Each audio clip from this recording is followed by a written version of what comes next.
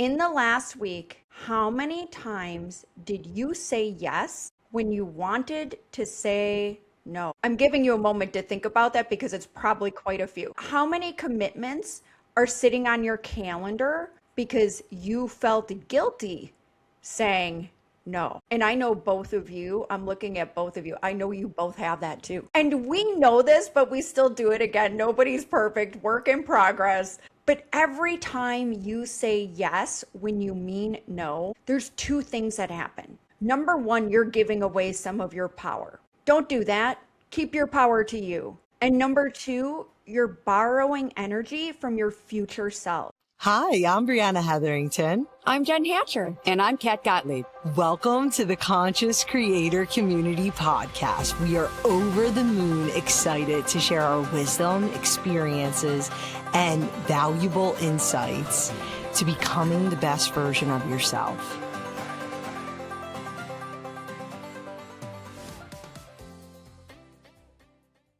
How many times have you pulled into your driveway and sat in your car for a minute or 15? Not because you were scrolling, or maybe you were, not because you forgot something, but simply because that was the most peace you would have all day. Yeah, been there. Or maybe you've forgotten everything else to take care of. The emails were answered, the dishes are done, the kids are asleep, and you're totally exhausted. Not physically, but something deeper. This conversation around burnout is missing something. It's because a lot of people aren't exhausted from working too much. They're exhausted from carrying too much. And most of what they're carrying is completely invisible. Welcome back to the Conscious Creator Community Podcast. I'm Jenn Hatcher, busy mom, business founder, and in the thick of it all every single day. Kat Gottlieb. I've been there, done that, and I'm here to share the details. And I'm Briana Hetherington, a mindset coach, entrepreneur, here for all of the neuroscience and practices for regulating our nervous system. Here at the Conscious Creator Community and Conscious Creator Community Podcast, we have, wait for it, conscious conversations around relationships, identity, personal growth, and what it takes to create a life that feels aligned, not just successful. And today we're talking about exhaustion, not the kind that comes from doing too much, but instead from the sneaky ways we blame ourselves for burnout when it's really so much else.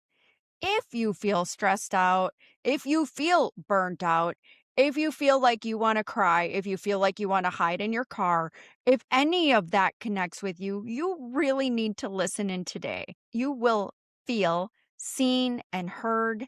We will give you insights on how to rethink about burnout and how to re-energize yourself. And we are going to share 5 simple ways to fix the burnout cycle. I love this topic because I think that so many people are like walking zombies. We are bone tired, and we immediately assume that something must be wrong with us for feeling this way. Or assuming they're failing somehow. Like if they could just become more productive, more disciplined, more organized, they'd finally feel better. Exactly. And maybe, just maybe, the problem isn't that people need another productivity system or another productivity hack or tool. Maybe the problem is that they're carrying things in their brain and it's getting overloaded because our brains were never designed to carry this much all day, every day. Let's start with something people never consider: attention, not time. So when we give attention to something, it's not the same thing as time. And I want to make that distinction. It's really important. Most people are like, I just need more time. That's not really what they need. What they actually need is more uninterrupted attention. And the science on this is pretty fascinating. Researchers at the University of California, Irvine found that interruption, that after an interruption, it takes an average of 23 minutes to fully return to the original task. 23 minutes for one interruption. Interruptions can feel so harmless. I mean, think about your day. You start answering an email, a text comes in, you answer that, a notification pops up, somebody asks you a question. And we all think, oh, well, I'm just multitasking, right? Like, that's how to get like 10 things done simultaneously. But then you go back to the original task and you sit there thinking, okay, what was I doing? And the problem isn't the interruption itself. The problem is what happens afterwards. Your brain has to reconstruct where it was, what it was doing, what it was thinking, what mattered. That takes energy. And by the end of the day, you feel exhausted, even though you never did anything physically Okay, quick gut check demanding. here.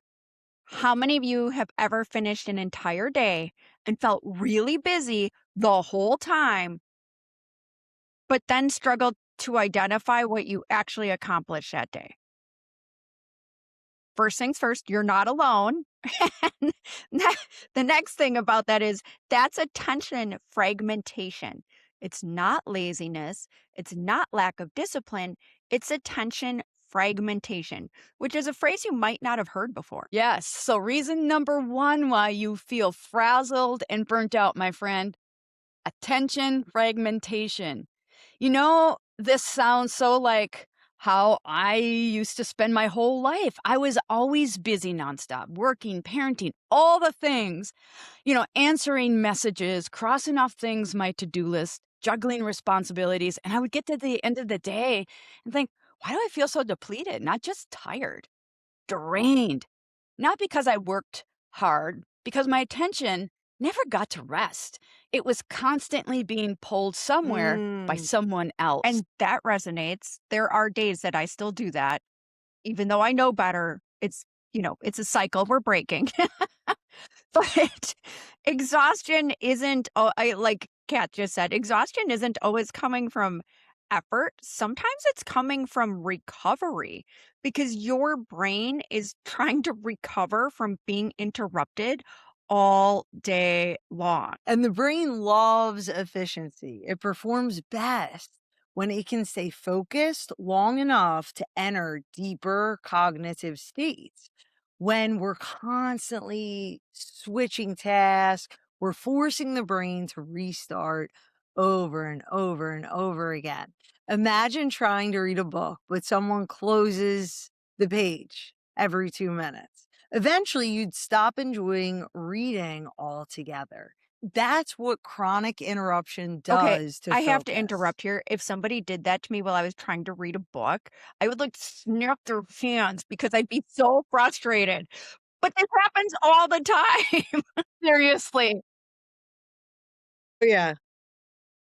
Look, I wonder how many people have mistaken attention fragmentation for personal failure.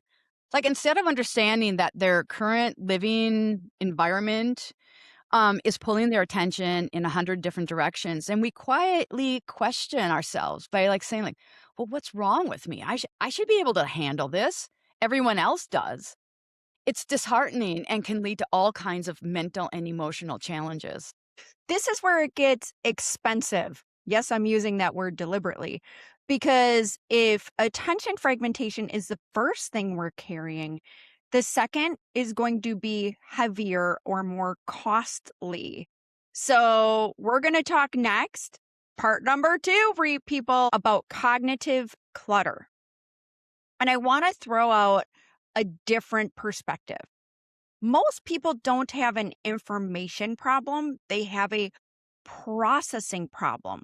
So, researchers estimate that the average person consumes the equivalent of roughly 34 gigabytes of information every single day. I'm going to repeat those for those who are like driving down the road and they're like, what did she say? 34 gigabytes of information every single day. Okay, that's like reading hundreds of newspapers every single day. And we all do it. Podcasts, books, YouTube, TikTok, Instagram, courses, experts, news, advice, email, Slack. It's endless. And information has never been more available, but it can feel harder to find because access, my friends, does not equal wisdom, and consumption does not equal understanding. Ooh, that resonates because, like, we're in this era that advocates and, quite frankly, demands that we keep learning new things. Social media is constantly serving up, and we are consuming at rates like never before. We, it seems like we're like constantly searching, and somehow, after all of it, we don't feel any clearer because, my friends, clarity doesn't come from more information. Clarity comes from making meaning of it all, the information, as well as our own mental and Mm. emotional processing. Woo! Neuroscience supports that, Kat. Learning doesn't just happen when information enters the brain. Learning happens when the brain organizes, connects, and stores information into long term memory. Without reflection, information rarely becomes transformation. Your brain doesn't change because you heard something. Your brain changes because you practice something. That's why people can listen to the same advice 10 times and nothing changes. Then hear it once at the right moment and their entire life shifts. So maybe the goal isn't learning more. Maybe the goal is to remove the cognitive clutter so we can really listen to our inner knowing because wisdom requires a quiet mind Ooh, to be okay. heard. I have two things on that, and I'm going sideways with my two things. Thing number one is, Kat, you were talking about how we process it. And I wonder if part of not processing our information is we in society today don't have a lot of face-to-face conversations anymore, right? Like you text little blips or now you're watching the next video, but how much are people deliberately making time and taking effort to have conversations face to face, even if it's FaceTime, just to banter things? You and I got to take a walk and talk in person last week, and I felt so fulfilled by that. Like I was giddy the next morning because we got to talk about these ideas face to face. And so that was one. But the other thing is that, a quiet mind to be heard. Bree, I know we've talked about this on other episodes. It has been life changing for me. I just want to call out meditation and a quiet mind to be heard because we also, unless we're making time deliberately and intentionally, we don't have quiet time in our days for our brains to process and be heard. So, those were two things again I just wanted to pull into this conversation because they're so critical. And it really connects to everything we're saying here that people aren't necessarily tired from their lives. They're exhausted from carrying all these hundreds of open loops that never get the chance to be explored, that never get the chance to be closed and heard, if you will. So far we've talked about two invisible drains that can make you exhausted. One is the attention fragmentation, and the other is cognitive clutter. Neither one is the biggest contributor, quite honestly. The next thing we're going to talk about is because it impacts nearly every single listener we have. And it has nothing to do with productivity and doing more. It has everything to do with identity. So, we're going to take a quick break here to hear from our sponsors. And when we come back to talk about the 5 reasons you're overwhelmed, we're going to start with talking about identity overload. Do, do, do, do. Nee, nee, nee. Okay, we're gonna keep going. Okay. I'm not quitting my day job, don't worry. Okay, let's talk to the ladies of I'm sorry, I don't mean to be so funny. Okay, let's talk to the ladies for a minute. And gentlemen, don't tune out because this applies to you too. But ladies tend to experience this one differently. How many versions of yourself showed up today? Oh, yes, I'm asking that question. Mom, partner, leader, friend, daughter, caregiver, sister, business owner, employee, volunteer, coach, household manager, financial manager, personal assistant, event coordinator. And that probably all happened in some way, shape, or form before lunchtime. You have switched between so many different roles that you have. Who's feeling that right now? Oh, yeah. No wonder people are exhausted. No Oh, yeah. wonder. Hey, one of the biggest lies we have been sold, especially as women, is that because something is invisible, it isn't work. You know, traditionally it used to be called women's work. Now I've heard the term being used is the invisible workforce. It's the backbone to every society in the world. And it's the small tasks that women do very often, remembering all the details to everybody's lives, anticipating everybody's needs, planning and scheduling everything, the checking in and keeping track, keeping everything and everyone in order. Nobody sees the amount of effort, so nobody counts it. Nobody And because validates it. nobody counts it, we've stopped counting too as a society and a community.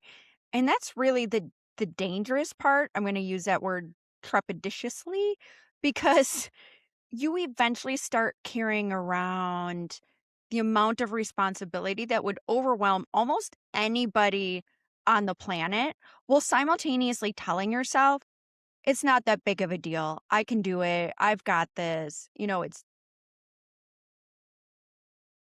just another day. Just another day. I think invisible work is I don't want to say interesting, but nobody congratulates you for remembering things. Nobody's like, "Great job remembering the dentist appointment." Nobody notices, that the grocery list that you're calculating in your head about what you're gonna make for dinner, while you're sitting in a meeting. They just don't understand or see the mental checklist that you're carrying while you're, like, trying to relax. Yeah. All yes, me, hi. Yeah. Um, all the time, right? Like it's real. Your brain needs that quiet time, and it's so hard to get there if you're not in practice because people are saying, I don't know why I'm so tired. This is why you're so tired. The better question to ask yourself is, what am I carrying that nobody can see? Or what am I carrying that I'm uncomfortable talking about, and I feel like I should just be able to handle it? We don't often just throw those conversations out. The exhaustion isn't coming from what you're doing, it's coming from what you're carrying. Now, sometimes that is physically. Good job if you're hitting those weights. We're so proud of you. Yes, or that toddler Or or that toddler or two, 2. or who knows? It's there, right? Like the physical part is there, but the reason you're really feeling exhausted, like you look at the bed and you're ready to go to sleep, is the mental and emotional pieces you're carrying. And if I give you a quick gut check, like, hey, reality check, how many of you listeners are feeling tired right now? Yeah, most invisible labor isn't exhausting simply because it's difficult. It's exhausting because it never ends. There's no finish line, no completion, no moment where someone says, congratulations, you're done remembering things for everyone. It just keeps coming. And eventually that becomes Yes, it heavy. does. Remember the driveway conversation we started this with? Sitting in your car for a minute or 15 before you go inside? A lot of people, myself included, think they're escaping noise. It's just so peaceful. But the reality is I'm not escaping the noise Yeah. and no neither are you. We're really escaping responsibility because in that silent car, nobody needs anything. Nobody's asking for anything. There's not chicken nuggets to make or dog pee to clean up. Nobody's asking questions or waiting for an answer. There's no fire at work that you have to deal with at this very second. It's literally that mini break where your nervous system gets a chance to exhale. Ooh, that makes sense neurologically. When you're constantly managing responsibilities, the brain remains in a heightened state of monitoring. Monitoring isn't the same as stress, but it requires energy. And when monitoring never turns off, fatigue accumulates. People often assume exhaustion means they're doing something wrong. Sometimes exhaustion is simply the cost of carrying too Ooh, much for too long. girlfriend. That brings us to reason number 4. And it's something most high achieving people don't even realize they're carrying. This is called the boundary debt. So, for years, I thought being helpful was one of my greatest strengths. And to be clear, it still is. I am a giver. I love, uh, sometimes I overgive, but boundaries were not something that I had in place for a really long time. I said yes to everything because I was also trying to people please because I'm also a little bit type A. There was a lot of reasons, but there were not boundaries, and I was exhausted from my level of responsibility that I committed to. I was exhausted from trying to show up and be the person I always was for everybody else. And then somehow I also became responsible for managing everybody else's expectations. And so boundary debt, not the same thing as others. Jen, thank you for sharing that. I think it's really important. And I bet a lot of listeners out there are resonating with admitting how it's a two-sided coin. Like on one hand, yeah, you want to be helpful, but on the other, it costs a lot from your emotional um, identity. For a lot of women, being helpful, it becomes their identity. They, the reliable one, the supportive, the strong one, the one who can figure anything out. We've been kind of conditioned to be helpful, like to always say yes. We define love by always being there. And, we keep the wheels on the wagon until one day we realize we have nothing left to give. And those who have been benefiting from our endless support, then all of a sudden they can't understand why we're not picking up after them anymore. And then we find ourselves in a really weird pickle. I can A relate totally to as that. can I, and I have to tell you, I have some people in my life who are really struggling with boundaries to this very, very day. Like, uh, yeah. So, again, people start believing exhaustion is proof they're doing life correctly. Like, "Oh, I'm giving so much, I must be doing it right." And overwhelmed, overstressed validation somehow becomes part of their importance and their proof that they're doing it well, and that's simply not true. Yeah, and the nervous system pays attention to this. Chronic people pleasing keeps stress systems activated. Your brain remains in monitoring mode, scanning, anticipating, adjusting, managing, trying not to disappoint or create conflict, even when no immediate threat exists. The body still experiences the burden. Now, I have a question. What if exhaustion isn't always a workload problem, but sometimes it's a permission problem? permission to disappoint someone, permission to say no, just say no, permission to stop rescuing other people, and like permission to stop carrying things that were never ours. I wonder how many people who are listening right now.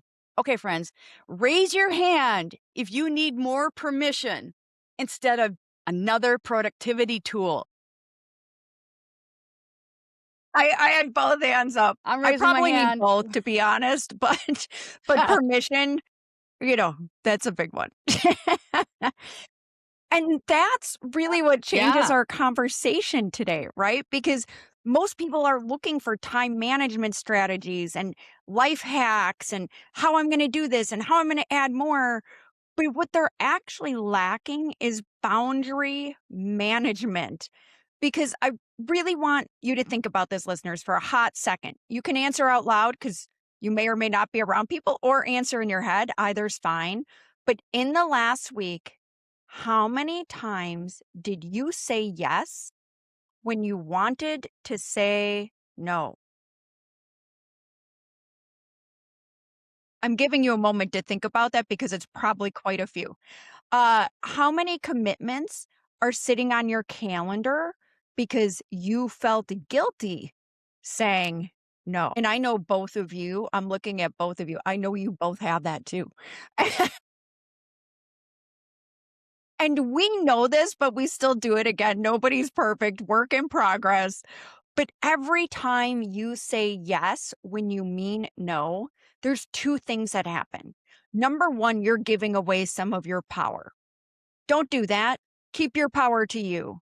And number two, you're borrowing energy from your future self. Ooh, and that's exactly what chronic stress looks like.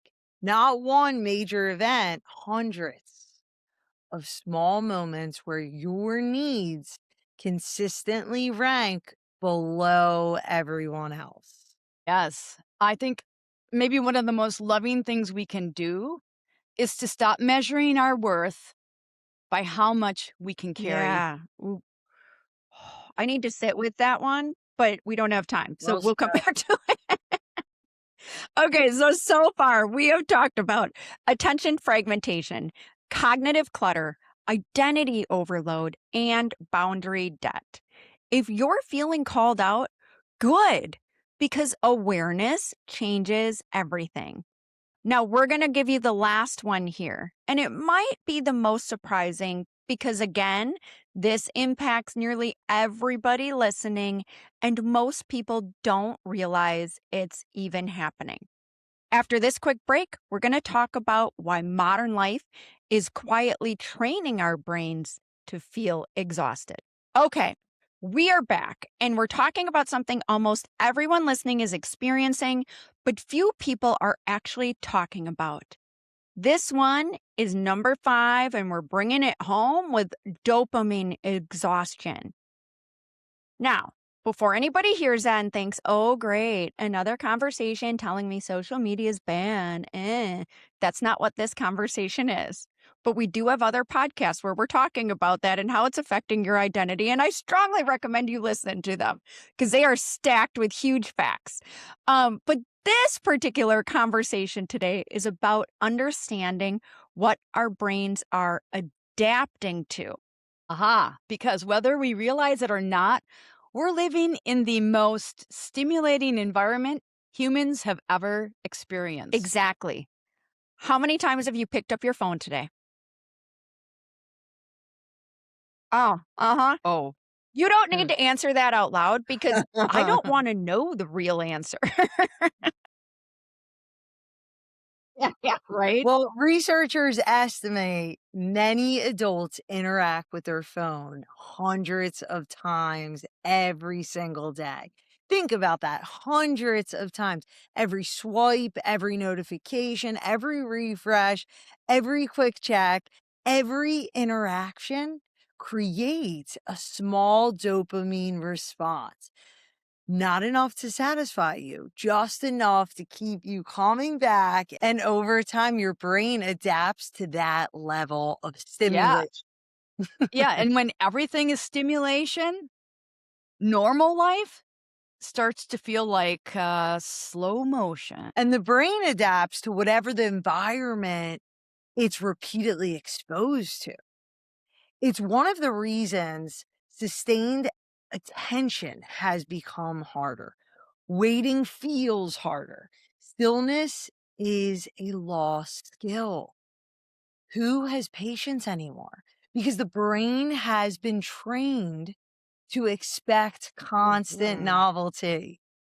Mm, I can totally relate to that. I mean, you have 5 minutes in a waiting room. Guess what we're doing? We're on our phones.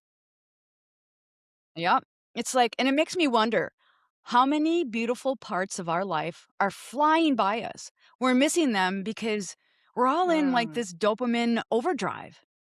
You know, think about that. Like we are racing through our lives and we might be missing that wonderful conversation with our spouse or like a walk outside in nature and just watching all of the amazing miracles that nature is.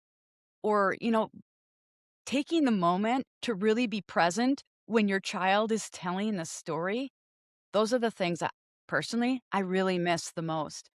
Or just, simply like enjoying playing make believe with them. They go by so fast. And none of those things competes particularly is not particularly amped for Mm. dopamine hits. So, Kat, what I'm hearing you say is, and I agree, by the way, some of the best things in life require exactly what our technology tools are teaching us to avoid because our technology tools want to keep us engaged.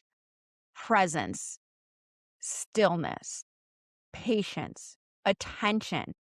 And I have to be honest, my child likes to tell me about her dreams every morning. It's the first question I ask her when she wakes up, like, "What did you dream about?" And it is part of the best part of my day that we take a couple moments for her to tell me about everything and nothing, and if she remembered it or if she didn't. Like, you can't buy that and you can't get that off of a device. And so when we don't have presence, stillness, patience, and attention, and those become difficult, it's a sign we're not regulated. Yeah, and that's where all 5 of these connect. Attention fragmentation, cognitive clutter, identity overload, boundary debt, dopamine exhaustion, none of them seem overwhelming individually. But together, they're constantly asking your brain to spend energy. Yeah, it's like carrying like 5 backpacks. One backpack, that doesn't feel that heavy. I can do this. But eventually, you keep adding another on another on another, and you realize you're carrying them all at the same Yeah. time. And That's heavy. again, this conversation, we use the word burnout, we use the word overwhelmed, but this a conversation really isn't specifically about either of those. It's about awareness in what's happening in your own life. And maybe that's the biggest takeaway for you today, that if you're walking around feeling exhausted and assuming you're failing and assuming you need to push harder, and we know how assuming goes, but leave that alone. You don't need to necessarily be more disciplined or wake up earlier, optimize more. Although those can be good things, they may not be your answer in this case. Yeah, I wonder how many people listening have spent years trying to become more productive when what they actually needed was Mm, less productivity. mhm. And that's like a different skill set. I think I- interestingly enough, I think all of us need more skills in learning how not to be running 100 miles an hour all the time. How to relax. Yes. That's a great book, by the way. But the brain can't solve a problem it hasn't yet identified. Awareness isn't the finish line, but it's where meaningful change begins. The moment you recognize what's draining your energy, you regain the ability to do something Yeah. about it. So I'm going to bring us home with a question again. And as we're thinking about this, I want you to really take a moment to reflect on which one of these 5 things that we talked about today is costing you the most energy right now. And we would love if you would be brave enough and vulnerable enough to share it with us because we read every single comment that you put. And your stories often inspire future episodes. If you are, again, you should be calling yourself out if you're experiencing this. But if this somebody else came to mind or this resonated while you were listening today, please share this episode with them. It might be the best podcast they got this week that's really helping them and they received and it's connecting with them. And as always, if today's conversation connected with you, we've linked a few episodes that go deeper into identity, boundaries, and hidden patterns shaping our lives. So until next time, we want you to, number 1, take a breath, probably a deep breath. We'll do some deep breathing on another episode with Bri. I promise she is so ready to lead us through it. Give yourself some grace. Bring more awareness into your life and keep creating consciously. Thank you for joining us for this episode of the Conscious Creator Community Podcast.